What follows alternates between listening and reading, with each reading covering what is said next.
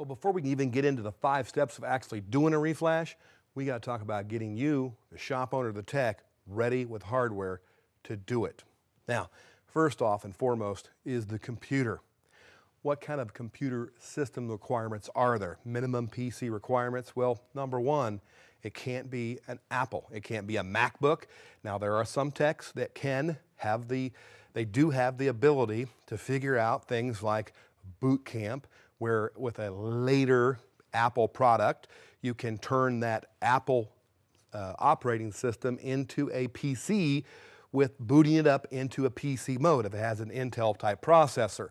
I have done that and used some PC-only based PC scan tools on my MacBook, but it's not the most reliable and not the easiest thing to do. So I recommend against an Apple product. However, PCs, all different makes and models, everything from Lenovo to a Dell to an HP and Toshiba, the list goes on and on. What about netbooks? Well, a netbook will work in most cases.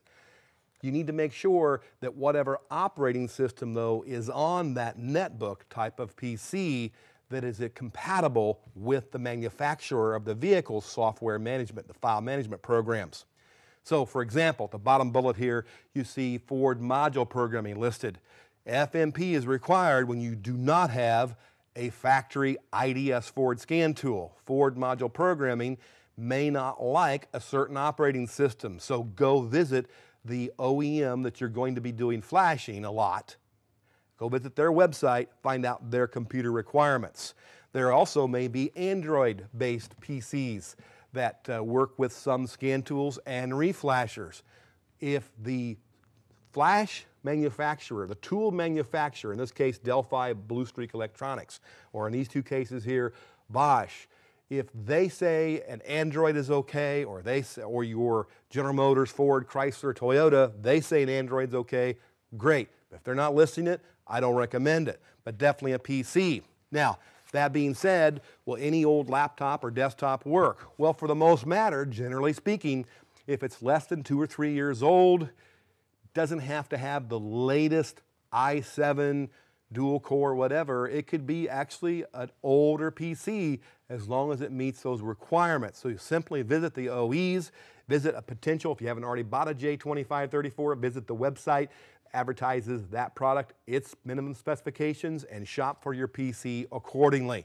You need things like hard drive space available for the software and for the calibrations are going to be coming down from the web, from the manufacturer's website. You need to make sure you have a fast enough processor.